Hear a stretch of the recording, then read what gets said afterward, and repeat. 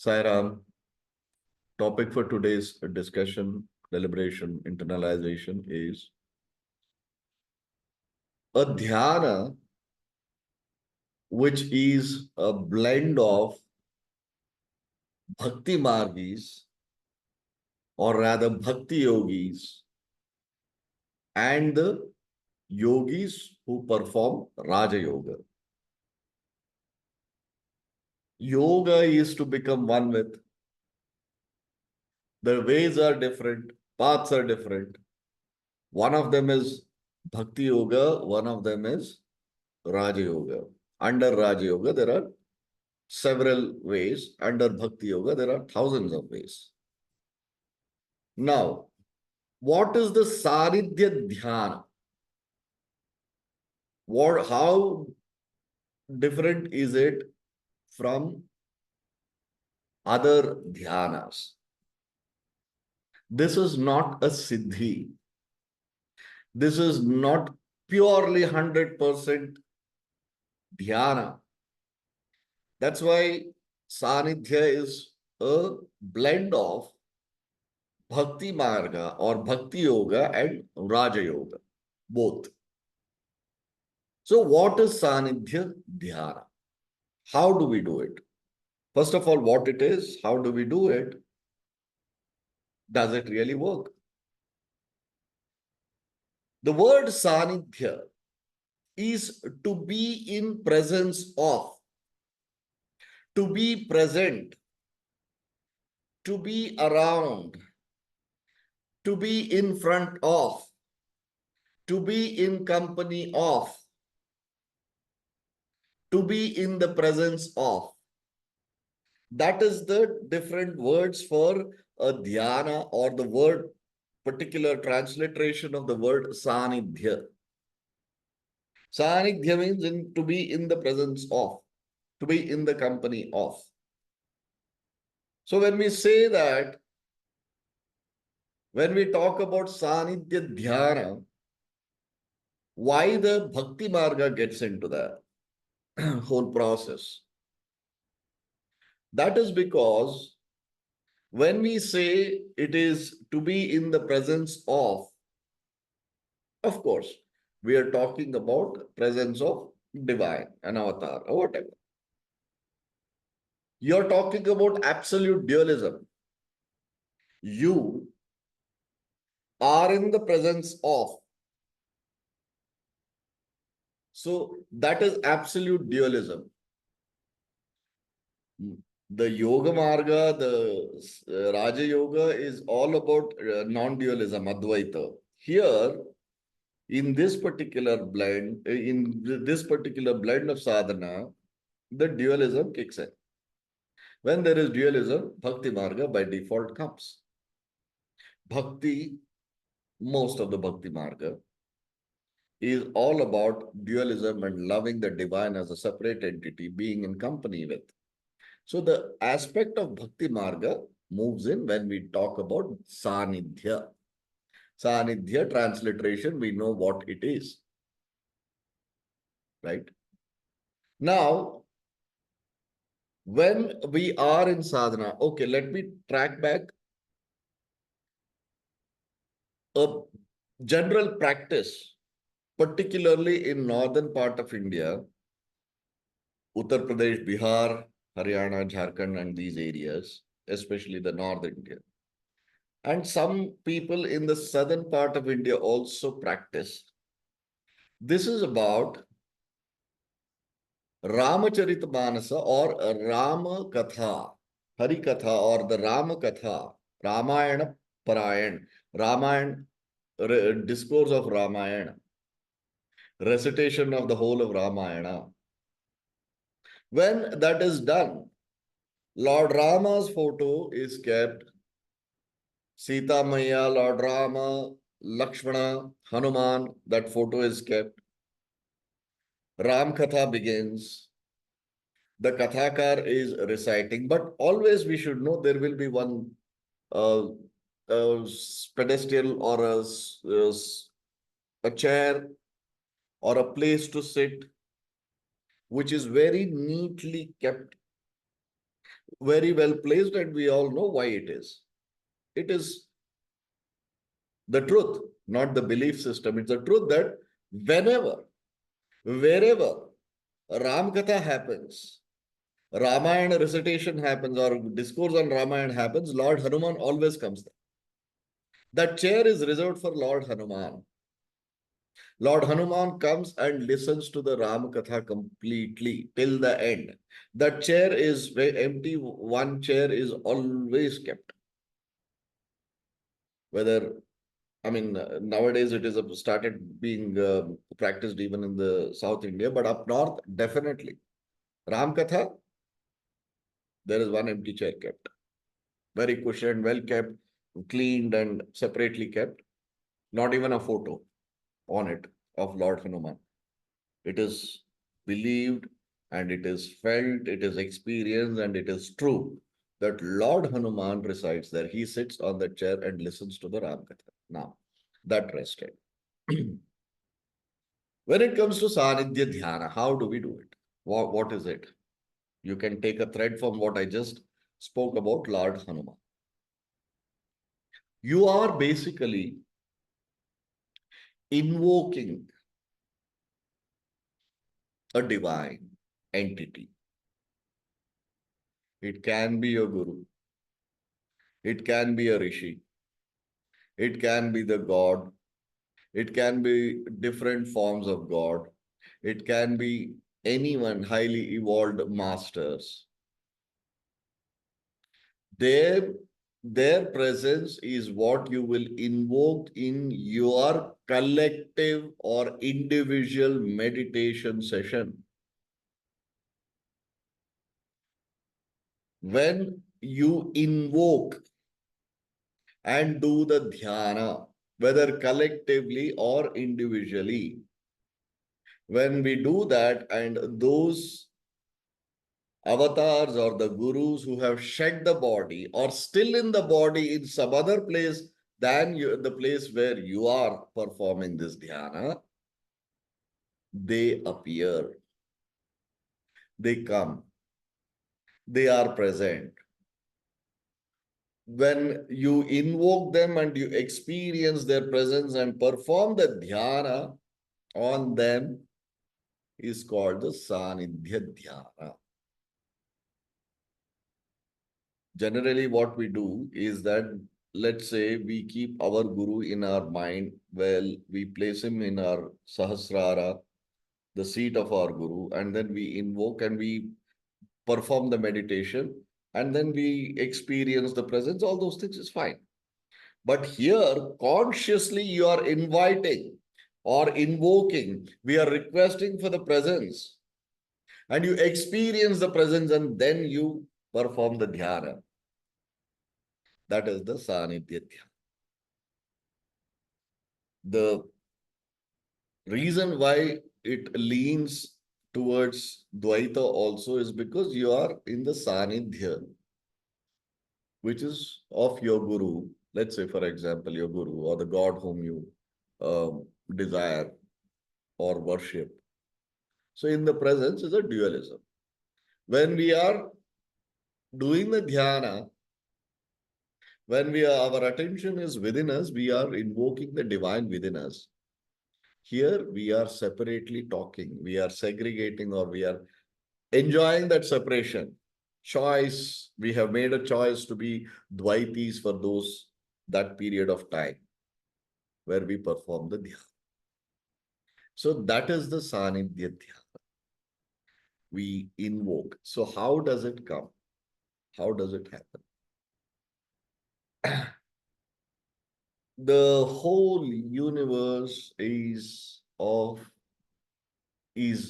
in the conscience, one non-dual conscience, or one soul, or the Paramatma, the divine soul. We are all connected. The disconnection between the two of us, or many of us, geographically placed in different places, doesn't matter. It's like if somebody calls and asks a person who lives in Delhi Somebody calls from some place and you say that, what do you say? I live in Delhi. So you say, what about the other person? He also lives in Delhi. So we all live in Delhi. But you ask the person who stays in Delhi, where do you live? They will say, I stay in Greater Kailash. I stay in this XY, golf course, this, that, all different places. Likewise, when you say, let's say if there is an alien ship where it says or captures somebody, asks, where are you from? So I'm an earthling. I stay on earth. So it is always subjective where we are. So we feel that, for example, okay, I live in India. Which country?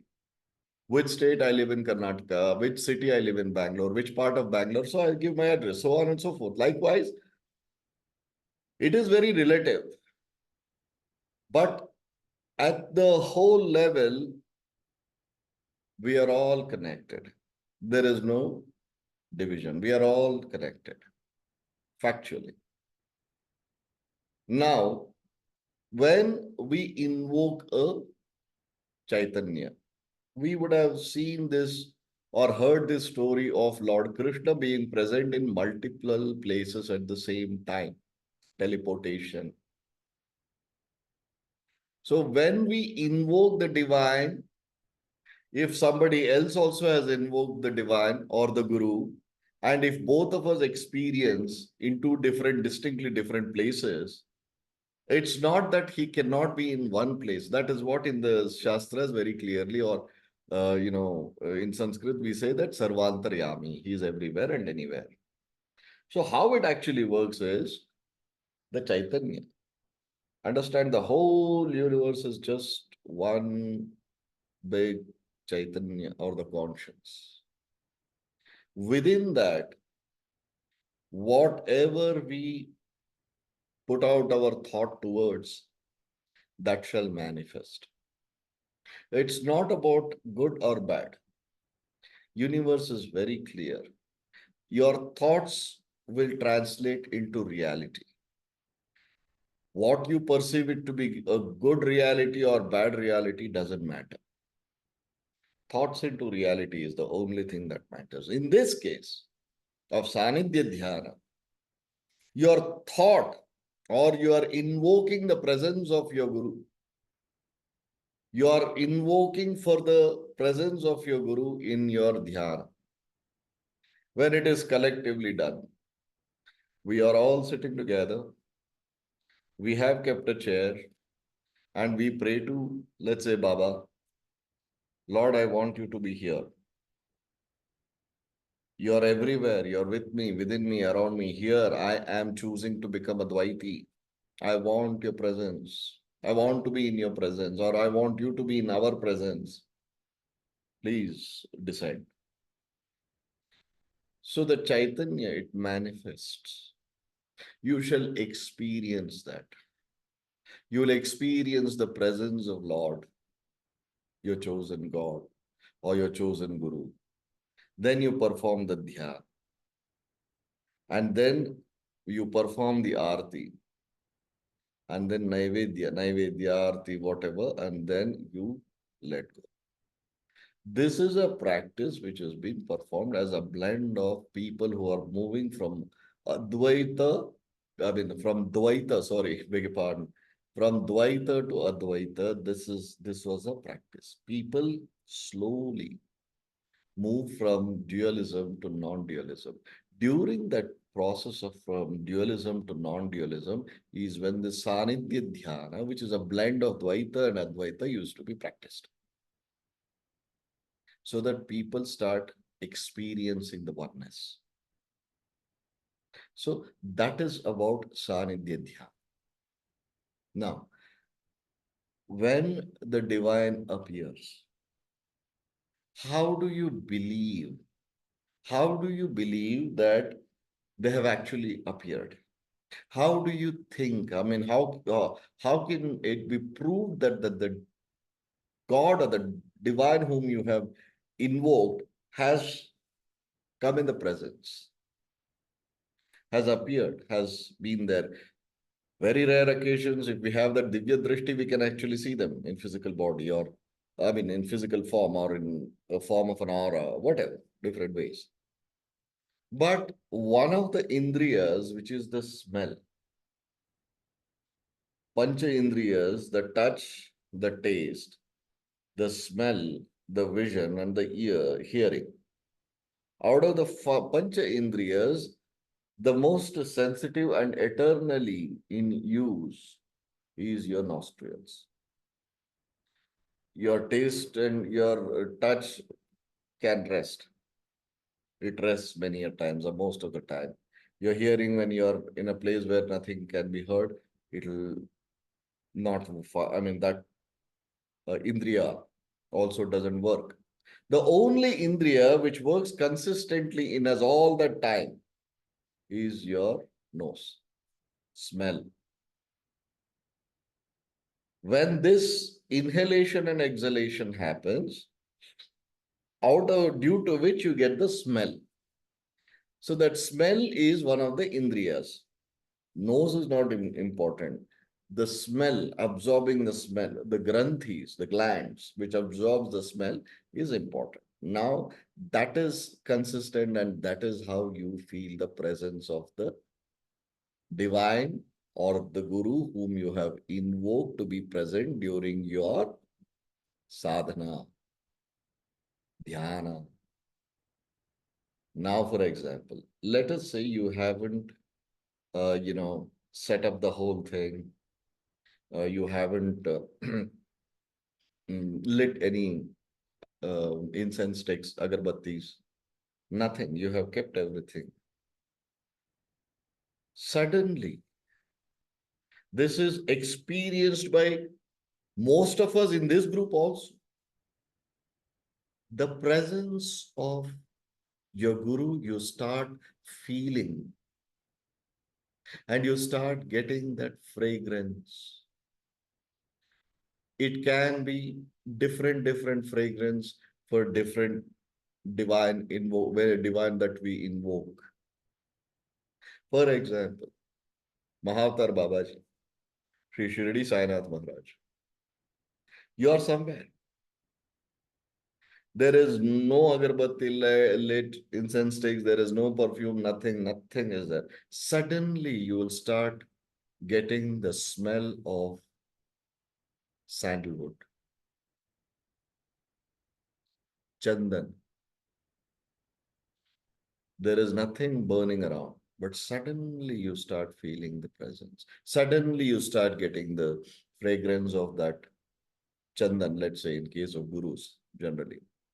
You start receiving that smell. That is the proof. That is a proof which goes on to say that your sadhana is complete and the divine has blessed us with its presence. And till such time, this invoking the Guru, invoking your God, and praying for the presence and experiencing their presence by inhalation or getting the smell, you're not supposed to light anything. You're not supposed to garland the God or the Murti, whatever you have kept, nothing. After they experience that, then you are supposed to light. That is how the invoking the divine happens. That is how this Saanidhya dhyana is performed. And soon after your dhyana or your puja, whatever, when you perform the Mangalarti, Maha Mangalarti last, begins with the invocation and it concludes with the arti. So when you invoke and the presence is felt and you have completed your dhyana yoga sadhana, and then after which you have offered the Naivedya and then you do the arti, that is when it disintegrates again. These are the two ends of the Saanidhya Dhyana, to be in the presence of all of us I am more than sure, have experienced the presence of the divine, sometimes even without invoking, even without knowing. Suddenly you start getting that some smell, some fragrance, a rose or a jasmine or a sandalwood or something like that. Suddenly, there is no way you can get it from anywhere, but suddenly, in a closed environment, when you're with people, suddenly out of the blue, you start getting that smell.